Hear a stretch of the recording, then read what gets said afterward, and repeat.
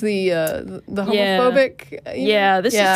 It was an epic takedown. I don't generally look too much at the emails, but when I did, I saw that one and I told Jen that was incredible. And can I share that out on Facebook? So I'll go ahead and tease it so that people. I've talked about this on Godless Bitches before, but I'll go ahead and tease it here with the email. So this guy writes to us. He wants to ask a question about acceptance of homosexuality in the community. And he says it's not from the Christian perspective, but from a philosophical and evolutionary one. Yeah.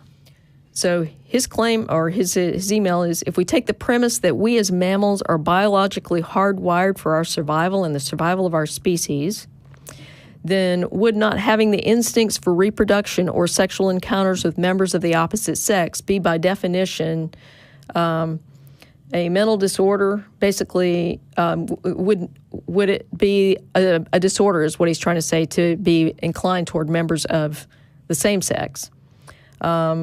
Because ordinary sexual behavior is sexual attraction to healthy members of the opposite sex so you can bear healthy offspring.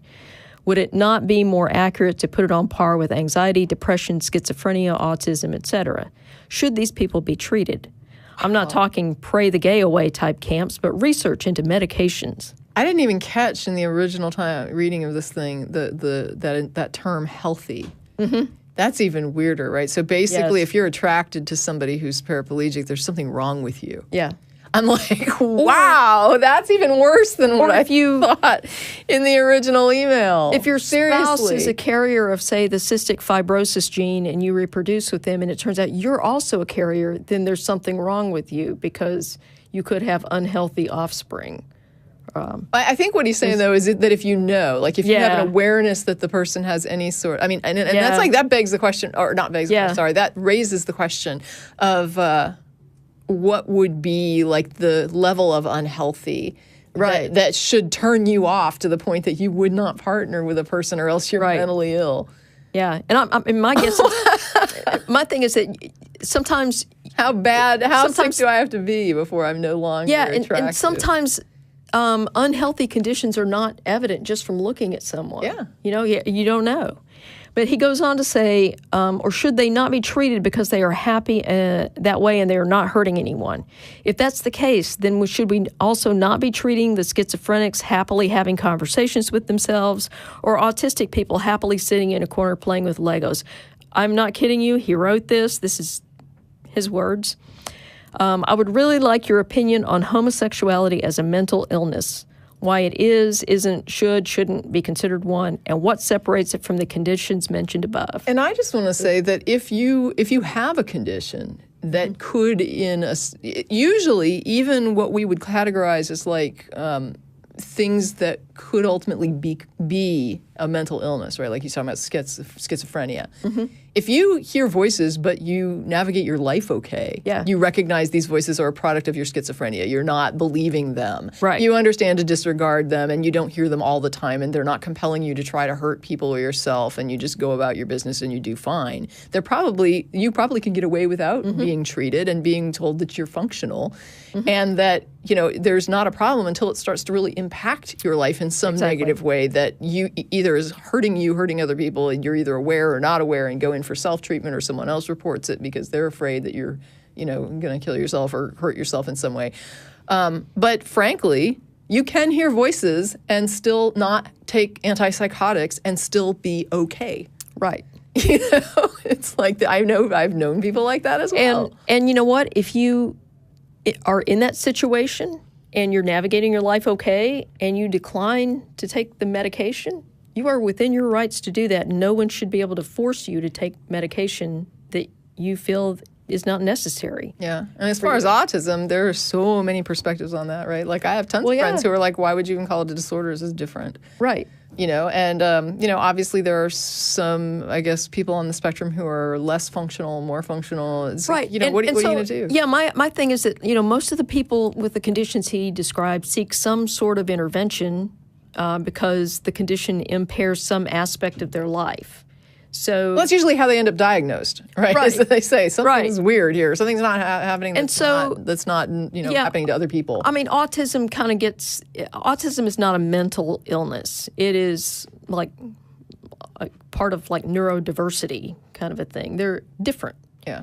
And one of the things that happens with autistic kids in particular, they're typically diagnosed because they have some sort of communication delay.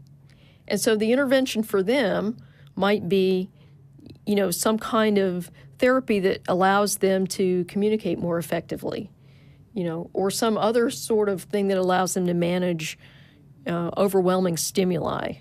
Yeah. So that they can, it's not about making them, conform so much as it is helping them develop strategies for navigating the world that may be confusing or distressing to them. Mm-hmm.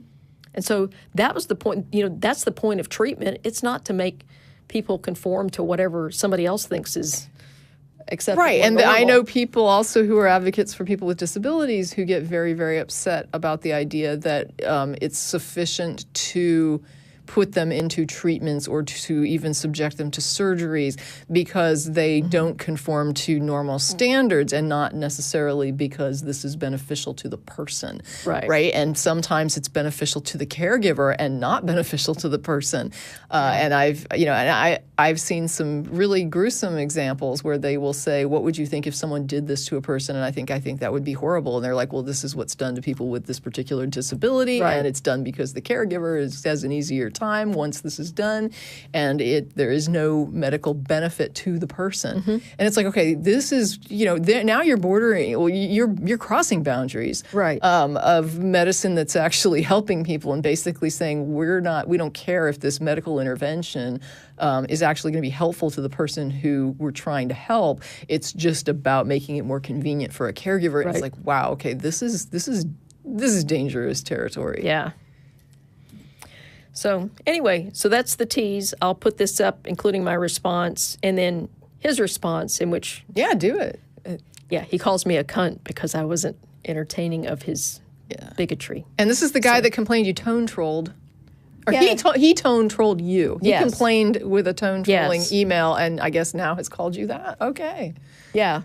I know. We could have had a productive discussion if I wasn't such a cunt about it. And all I can say is, if you have a problem with Jen, don't insult me, right? You don't have to insult all women just because a person who you're having an issue with happens to also be a woman. So maybe just make your insults specific. It's like that. I love somebody told me they were glad that I mentioned outnumbered, because I love the little atheist / Christian / she's like this very, she's like a religious voice on the show and an atheist voice on the show. And she makes all these great observations when she was little. I haven't seen the show in years. But there was something, like a scene where she says something. She would always say these things that sounded very childishly innocent, and then she would follow up with something gruesomely horrific. And so she said at this one point, like, the mother and father are having an argument, and the father is like, I guess, doesn't like someone, and the little girl is just like, but do you know so and so? And the father's just like, well, you should only, I forget how they put it, but she says something like, how can you hate someone you've never met? How can you hate people that you've never met? And the mother looks at the father in a sort of told you so way, and she's like, exactly, Karen. And the little girl goes, you should only hate people you know. And it's like, I just love how they, use her as like this humor thing. She's great. But the little shows back when she was small were just a hoot. And she has a lot to say about religion and atheism and even Satanism. And it's just the cutest little thing. So